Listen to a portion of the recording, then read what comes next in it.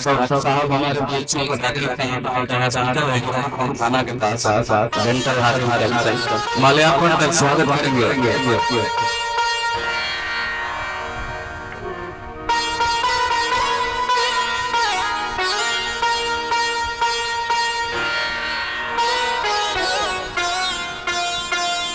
सभी लोग तालियों से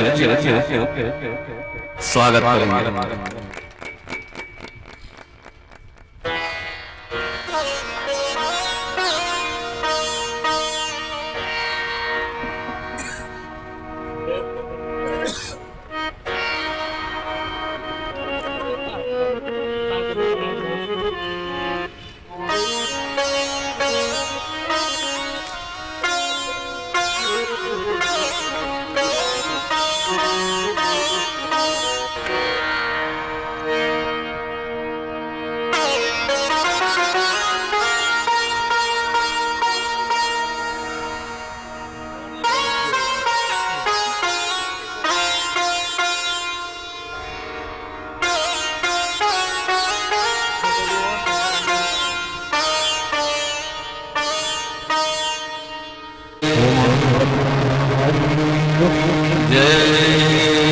अनंत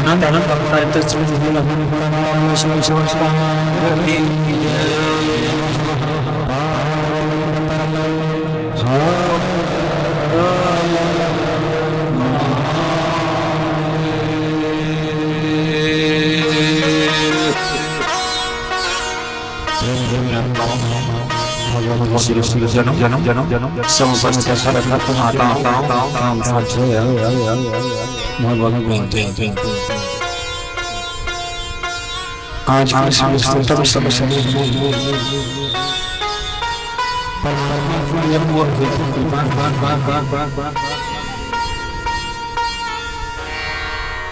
संसार में परमात्मा के विरह का तरह होकर के परमात्मा के स्वरूप को देखने, परमात्मा के शब्दों को सुनने और परमात्मा के प्रभाव को महसूस करने हेतु भगवत पिपासु होकर के सत्संग की गंगाओं को लगाने के लिए उपस्थित हो रहा है। मेरे प्यारे एक बात मैं आपको बताना चाहूंगा, इससे हमारी दृष्टता भी समझ सकते हैं कि यह अवसर व्यक्ति को पुरुषार्थ या परिश्रम से तो नहीं प्राप्त हो सकता।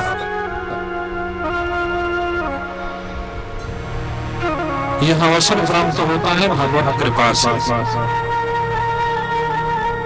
और कोई जरूरी भी नहीं है कि सबको सत्संग अच्छा लग ही जाए, सब सत्संग में आ ही जाए। गोस्वामी तुलसीदास जी कहते हैं कि पूर्व जन्म के पाप से हरि चर्चा में सुहागा, जैसे ज्वर के वेग से स्वाद विदा हो जाए। संसार के विषयों में रक्त जीवों को विषयों में आसक्ति होने के कारण विषयों का रस तृप्त होता है, पर विषयों में सनी गड़ी जीव को भगवान के कथा का रस कैसे प्राप्त होगा? क्योंकि दूध में दही डालने पर दूध दही में परिवर्तित हो जाता है, पर दूध में पानी डालोगे तो दूध का दूध ही रहेगा, घी भी डाल दो तो दूध का दूध ही रहेगा, और जो भी डालना है डालना है। मतलब जीव का प्रारंभ पुष्ट हो, इसके बाद उसको भगवत कृपा से सत्संग प्राप्त हो जाए तो जीव के अंदर का शिवत्व जागृत हो जाता है, आत्मा के अंदर का परमात्मा तत्व जागृत हो जाता है, मन के अंदर का श्रीमंत तत्व जागृत हो जाता है। पर हम पानी में अगर दही का जोड़न डाल रवि আমি पूछू कि दूध में दही का जोड़न डालने पर ना दूध दही बनेगा, पानी में डालने पर बनेगा। तिल के तेल में डालने पर बनेगा, सरसों के तेल में डालने पर बनेगा। ऐसे जो पात्र है संसार के, जो विषयों में ही आसक्त है, उनको भला भगवान की कथा क्या दे सकती है? क्योंकि भगवान की कथा को धारण करने लायक उनका अंतःकरण है ही नहीं, भगवान की तरफ बढ़ने लायक उनके कदम है ही नहीं, भगवान की कथा सुनने लायक उनके कर्मकूट है ही नहीं। और भगवान को स्मरण कैसे करेंगे जब विषयासक्ति से चित्त हटे? तो देखो स्वामी तुलसीदास जी कहते हैं कि पूर्व जन्म के पाप से हरि चर्चा न सुहाए, जैसे ज्वर के वेग से स्वाद विदा हो जाए। अब बुखार आ जाए तो किसी को खूब अच्छा भोजन परोसो, भोजन तो ग्रहण करेगा, पर बताओ क्या टेस्ट मिलेगा उसको? तो ऐसे जो विषयी जीव है वो कहते हैं कुछ राजू सधुआ देवा न पगला गई बना, अरे भगवान भगवान करताना। अरे भगवान भगवान करना नहीं होता है, तुम्हारा कार्य ही तुमको भगवत्ता की तरफ ले जाता है, और तुम्हारा कार्य ही तुमको परमात्मा से विरत करता है। जैसे पुत्र का व्यवहार ही उसे माता पिता का कृपा पात्र भी बनाता है, और उसका व्यवहार ही उसे माता पिता से अलग भी करता है।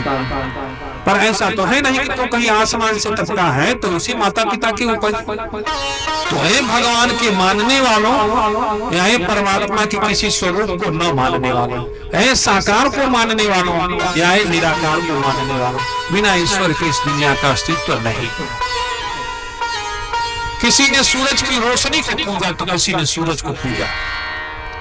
पूजा तो सबने है, अपने अपने तरीके से पूजा है। किसी ने स्वीकार किया है। किसी भी वस्तु के प्रभाव का एक केंद्र होता है, जैसे भूकंप आता है पूरी दुनिया हिलती है, और भूकंप का केंद्र देखा जाता है कहाँ? आत्मा के निराकार परमात्मा का अस्तित्व तो हो ही नहीं। सूरज है तो उसका प्रकाश है।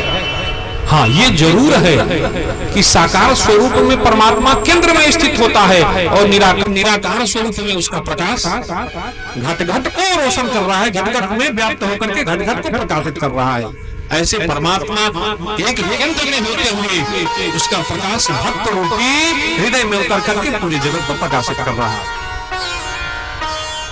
समझ में आओ तो हो। इसलिए भेद बुद्धि में होता है। कहाँ होता है? हाँ, अब जैसे आंख में अगर मोतियाबिंद हो जाए तो पूरा दुनिया धुंधला धुंधला नजर आता है। तो बताओ धुंधलापन कहाँ है? आंख में की दुनिया में कहाँ है? पर आंख में अगर मोतियाबिंद उतार के लेंस वाला चश्मा लग जाए आंख चेक करके तो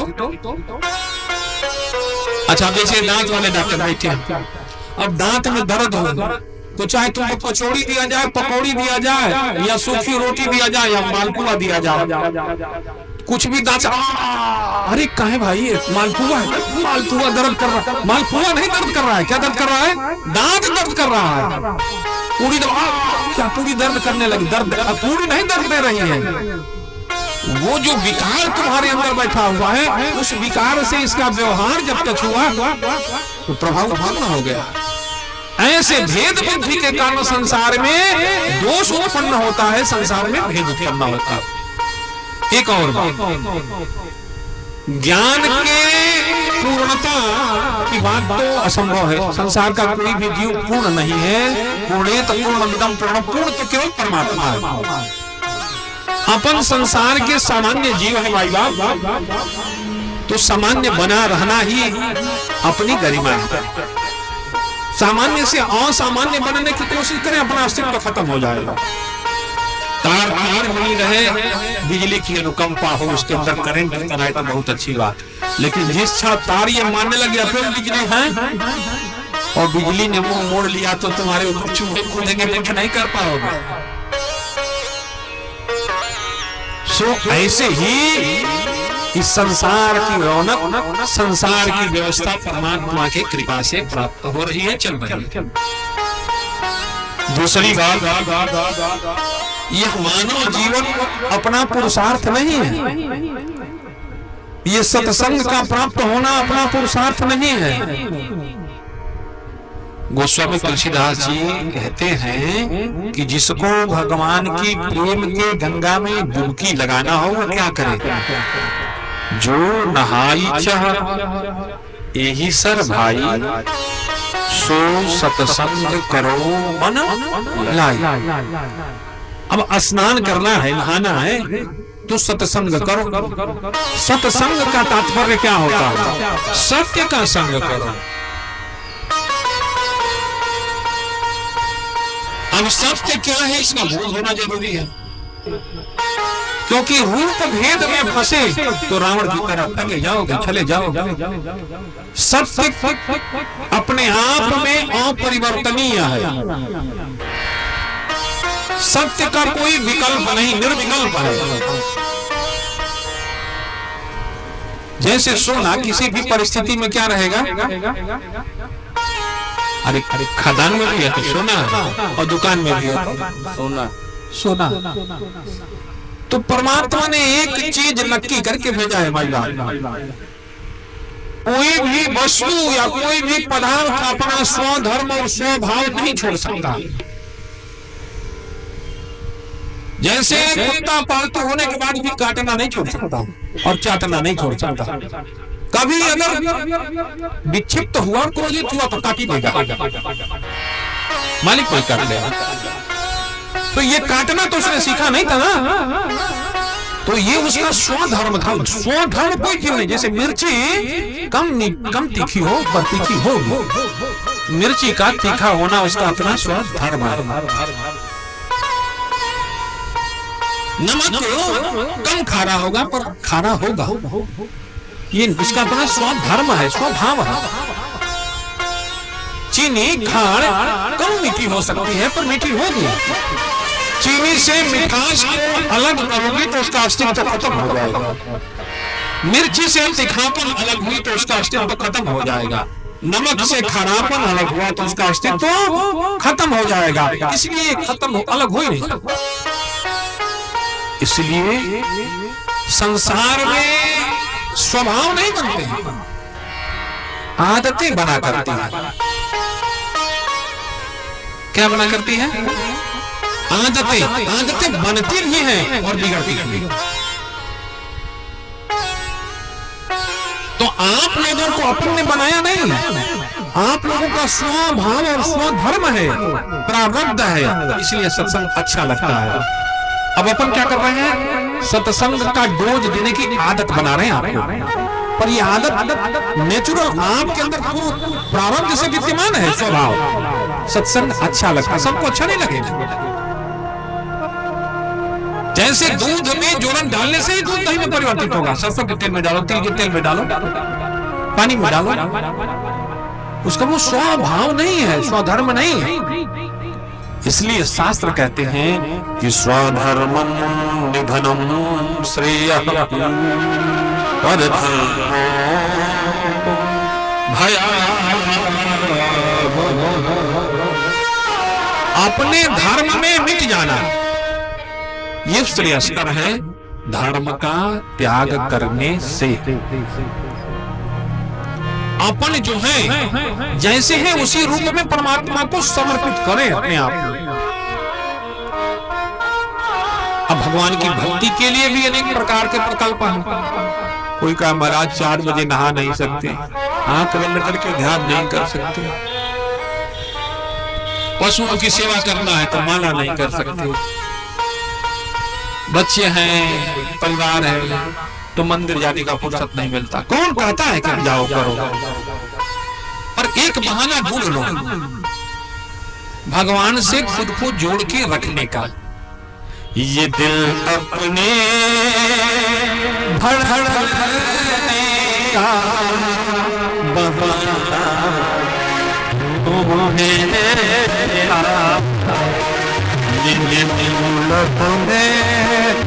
धड़कने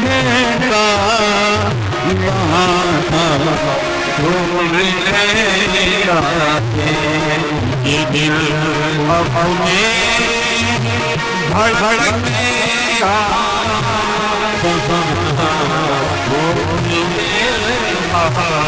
धड़कने का धड़कने का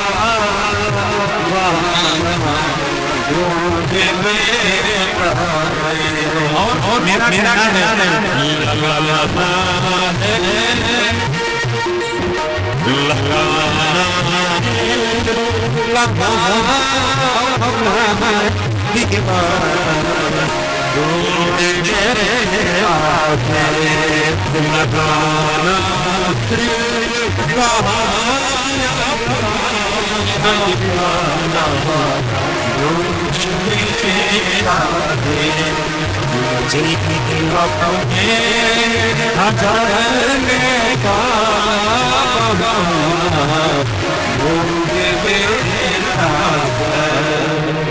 अच्छा अच्छा अच्छा अच्छा बहाना, कोई बहाना बनाओ भगवान से जुड़ के रखने का।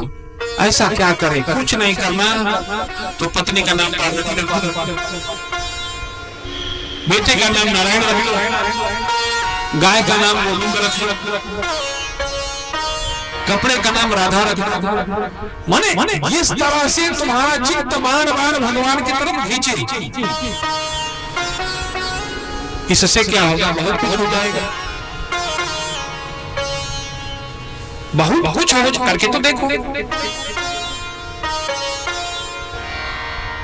मैं ये नहीं कहता, तुमको बोझ लगता है ना परमात्मा से कुछ को जोड़ना, निमित्त पकड़ो, डूबते को तिनके का सहारा। तुम्हारा चित्त जिसमें रम रहा है बस उसी में परमात्मा को देखना चालू करो, पर परमात्मा को देखो। पत्नी अच्छी लगती है ना, मैं नहीं कह रहा कि पत्नी अच्छी लगती तो पत्नी का त्याग कर दो, पर पत्नी के अंदर बैठे उस परमात्मा को देखो, वो क्यों अच्छी लग रही है? क्योंकि तुम्हारा स्वामी उसके अंदर बैठा हुआ है। क्योंकि तुम्हारा स्वामी जब तक बैठा हुआ तब तक वो अच्छी लग रही है। जिसने स्वामी ने उसका त्याग किया, स्वामी ने बिस्तर पर पड़ी रह जाएगी, और जो अच्छी लग रही थी उसको दूर करो, ये विचार आने लगेगा। पिता अच्छा लग रहा है ना, पिता के अंदर परम पिता बैठा हुआ, इसलिए अच्छा लग रहा है। अगर वो नहीं होता ना तो वही पुत्र तुमको पीड़ा देने लगेगा। भाई अच्छा लग रहा है, माने संसार के सारे संबंधों में परमात्मा को देखना प्रयास करो, करके देखो। अपने चित्त को एन केन प्रकार भगवान से जोड़कर। अरे कौन कहता है कि गुफाओं में कंदराओं के रचने से भगवान बोलते हैं? अगर ऐसा मिलता ना बंदा तो गोपियों को गाय का दूध निकालते और ग्वालों को गाय चराते, गोविंद नहीं मिलता। और तुम्हारे बस की बात नहीं है कि तुम परमात्मा को अपनी बुद्धि से प्राप्त कर सको और अपनी बुद्धि से परख सको, क्योंकि दुनिया बनाने वाला ब्रह्मा जो है ना, वो भी ताताप्रिया नाचने लगा भगवान को समझने के लिए। एक वर्ष तक ग्वालों को गायों को चुरा के रखा ब्रह्मा ने, ना गड़गड़वा पड़ा के गोविंद के साथ कि हमने तो सृष्टि की संरचना में उतने ही काउंटिंग किया था, ये नए जो माया से बनाई उसको कहां लेके जाए? भगवान से कहा तुम समझो, तुमने बनाया था, कहा हम तुम्हारी लीला को समझ नहीं पाए। हम सोचे कि भगवान होगा तो वीआईपी की तरह रहेगा, इकबाल बालों का जूठा खाएगा, गाय के पीछे दौड़ेगा, एक दूसरे के कंधे पर हाथ रख के नाच कर। अरे जो सहज है, जो सरल है, वही परमात्मा। परमात्मा को सहजता सरलता से ही जाना जा सकता है, न कि ज्ञान से जाना जा सकता। ज्ञान होना जरूरी है, पर ज्ञान बिना विनम्रता के आपका मान मर्दन कर देती है। उद्धव जी के पास ज्ञान की कमी थी क्या? बताओ बताओ बताओ। अरे बृहस्पति का पट्टा हो, वेद शास्त्र उपनिषदों का महाज्ञानी, पर वो प्रैक्टिकल नहीं था ना जी, थ्योरी थी उनके पास। क्या थी? प्रैक्टिकल में और थ्योरी में बहुत का अंतर होता है। जिसने गुलाब जामुन के बारे में पढ़ा हो और जिसने गुलाब जामुन का स्वाद लिया हो, देखो थ्योरी और प्रैक्टिकल में क्या अंतर होता रहा। जिसने गुलाब जामुन के बारे में पढ़ा है, पढ़ने के बाद पढ़ने वाले के मुंह में पानी नहीं आएगा, पर जिसने गरम गरम गुलाब जामुन खाया हो और उसके सामने गुलाब जामुन का चर्चा हो तो भले घोट जाए रस को। अभी गाजीपुर छावनी लाइन में थे ना, कथा किया था, तो हमने गरम गरम गुलाब जामुन का किया तो देखो राजेश जी घोट ही रहे। अगले दिन एक भगत गर्मा गर्म गुलाब जामुन लेके आया, कहे गुरुजी मान गए कथा सिद्ध कर देती है रोटी को। कल आपने कहा ना गुलाब जामुन की चर्चा किया तो हमारा मुंह रस से भर गया, तो हम घोट रहे थे, आपने टोक भी दिया, आपका बेइज्जती हो गई। भगवान बेइज्जती तो कराए, प्रसाद दोगे कि नहीं? और देखो आज सुबह सुबह कोई भगत गरम गरम गुलाब जामुन लेके आ गया। ये कथा का फल है, भाव से कथा सुन के तो देखो, ये तुम्हारे सारे मनोरथों को पूर्ण कर देती, पर भाव। अच्छा, अपन ये कह रहे हैं, अगर तुमको लगता है कि कथा में जाने से फीस लगेगा, आरती में कुछ डालना पड़ेगा, कलाकार लोग हैं कुछ तिलक लगाएंगे तो अपना इज्जत बचाने के लिए कुछ इनको देना पड़ेगा। अच्छा, अशोक के यहाँ जा रहे हैं तो कुछ इनका नजर में सम्मान पाने के लिए कुछ करना पड़ेगा। कुछ मत करो, आके बैठो। इससे क्या होगा? अरे गुलाब की बगिया में बैठ के तो देख सुगंध से भर जाएगा, लगेगा कुछ नहीं, लगना कुछ नहीं है, बिना लगे सुगंध से भर जाएगा। अब कचरे के नजदीक बैठ के रहना नहीं देश मेरा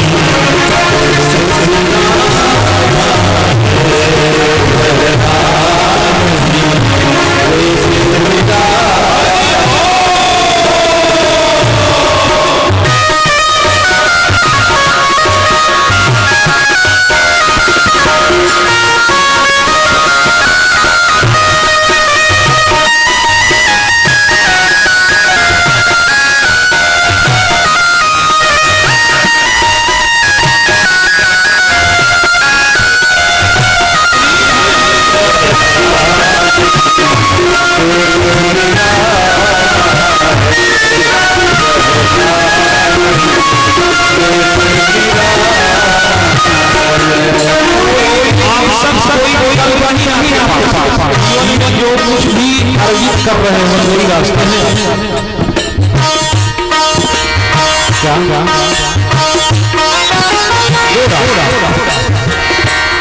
क्या या एक को जाना पड़ेगा या छोड़ के जाना पड़ेगा।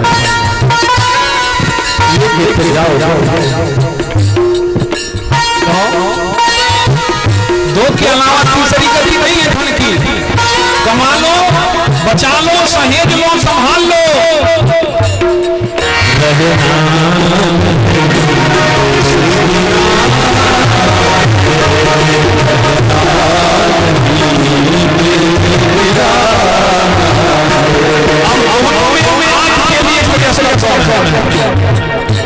देख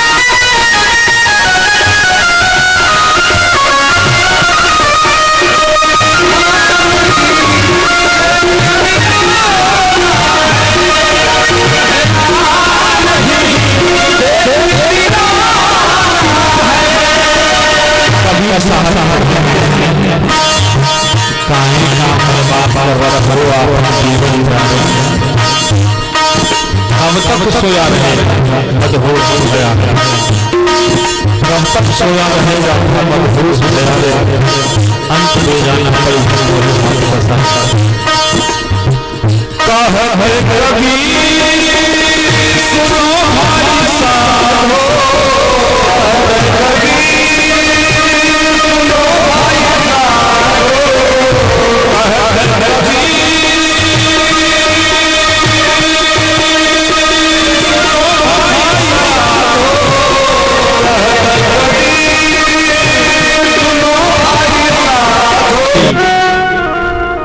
राम को गए 9.5 लाख वर्ष, याद के सारे जी रहे हैं और दया भी हो रही है। भगवान श्री कृष्ण को गए 5,500 वर्ष हो गए, याद है तो दया भी हो रही है। अपने कर्म अपनी यादें छोड़ जाएंगे। आप क्या कर रहे हो, देना समाज के लिए क्या दे रहे हैं। अच्छा चीज और है, दाता ही याद किया जाता है। याद कौन किया जाता है? दाता। और हर इंसान के पास देने के लिए बहुत कुछ है। अरे कोई जरूरी नहीं है धन दो, ऐसी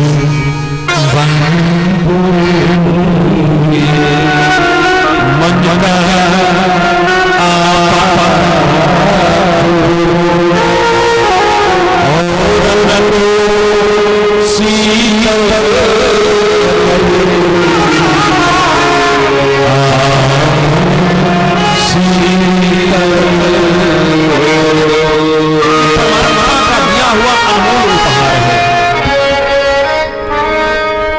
साज तो वही है, बस छेड़ने आ जाए सब तुम्हारे अपने हो जाएं, और छेड़ने नहीं आया तो सब उठ के भाग जाएंगे। इसलिए हम चालाकी से राजेश को पहले बैठा देते हैं। आई अपने को बजाने नहीं आता, और बजाने नहीं आता तो चालाकी से काम निकाल लेते हैं।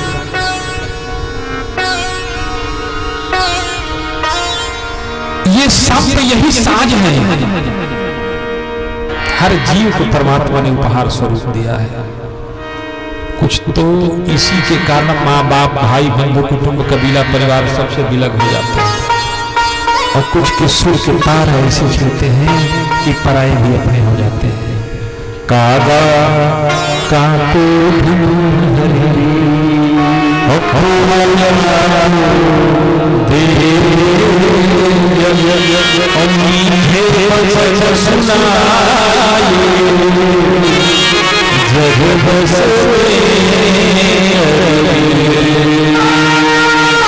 इसको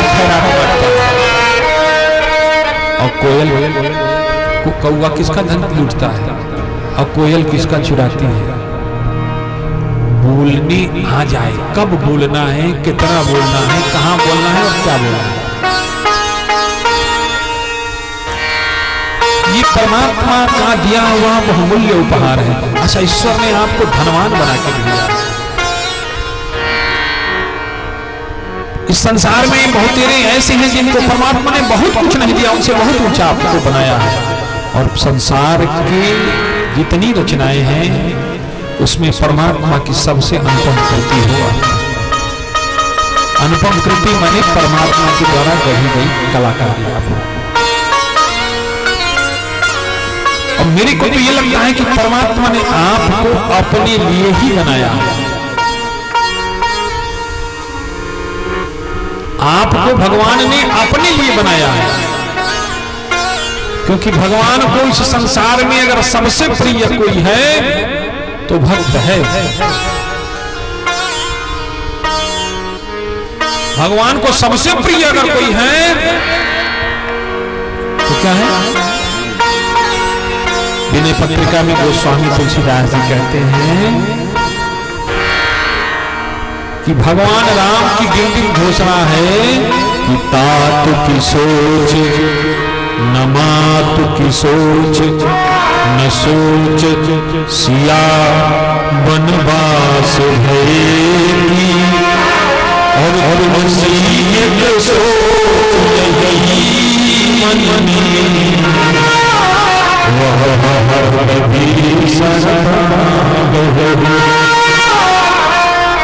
भगवान राम को सरस्वती के प्राण छूटने का नहीं। माताओं के विरह कातर होकर दुख सहने की चिंता नहीं। कारण कि दशरथ जी भी देह भाव से जुड़े हुए हैं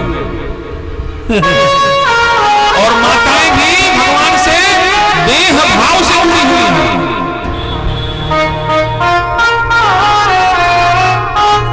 पर भगवान के जो भक्त हैं वो नेह भाव से जुड़े हैं। और परमात्मा किसमें बसता है? प्रेम प्रगट हो मैं जाना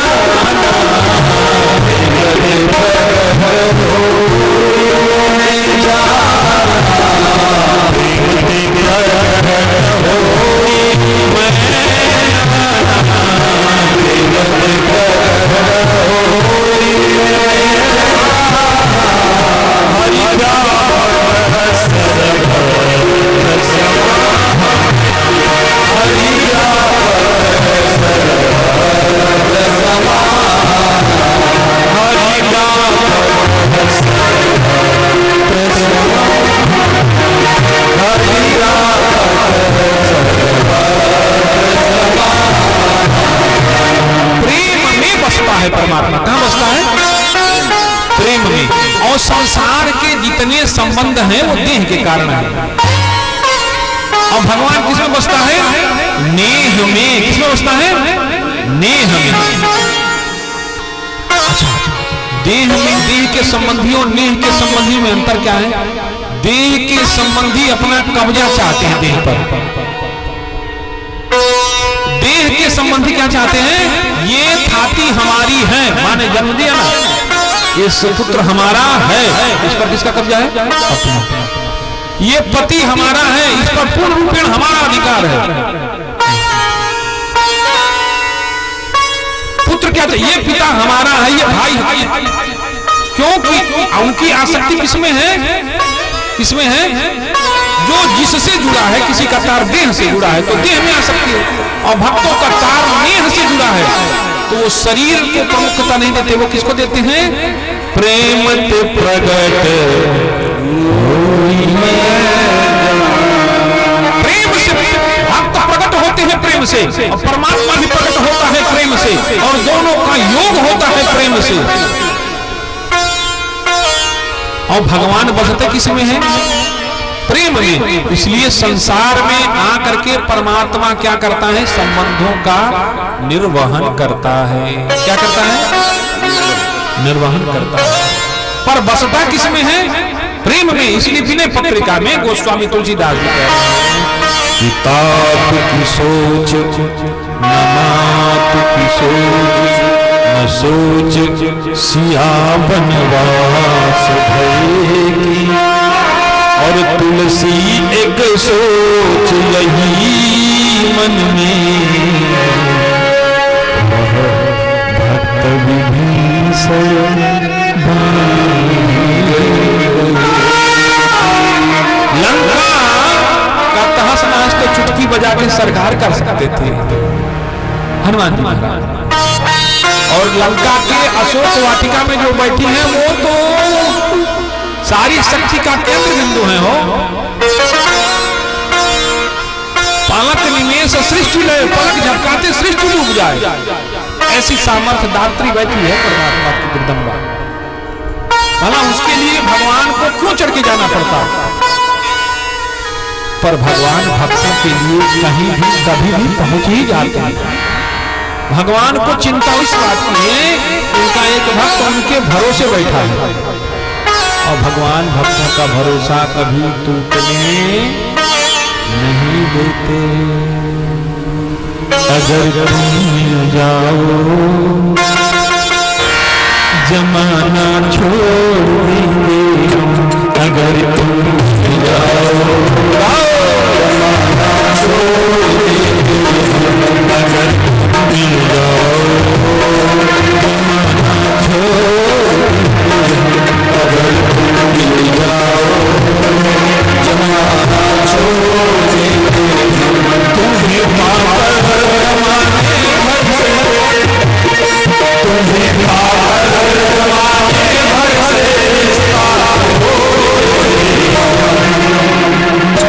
अगर तुम मिल जाओ जमाना छोड़ देंगे, अगर तुम मिल जाओ जमाना छोड़ देंगे।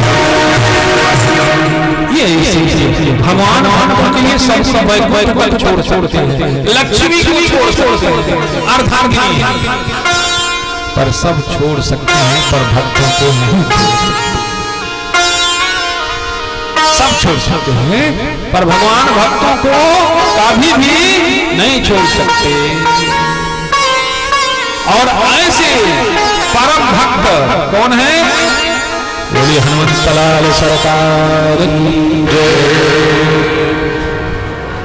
और भक्ति का ही प्रताप है कि हनुमान जी महाराज के पास 8 सिद्धियां और 9 निधियां आकर के सरकार की सेवा कर रही हैं। हनुमान जी ने कहा अपने को जरूरत नहीं है, 8 सिद्धियों 9 निधियों से कहा कि अपने शरण में रख लो। तो हनुमान जी ने कहा कि देखो भाई, अपने पास रखने के लिए कुछ जगह होगा नहीं है। तो कहा क्या रखे हो अपने पास? तो कहा अपने पास तो रघुनाथ जी के चरण है, अब और किसी सिद्धि विद्धि की जरूरत अपने आप को नहीं है। तो कहा कि ठीक है आप रख लो, आप जब जहां भेजोगे हम जाने को तैयार पर रहेंगे आप के पास। अष्ट सिद्धि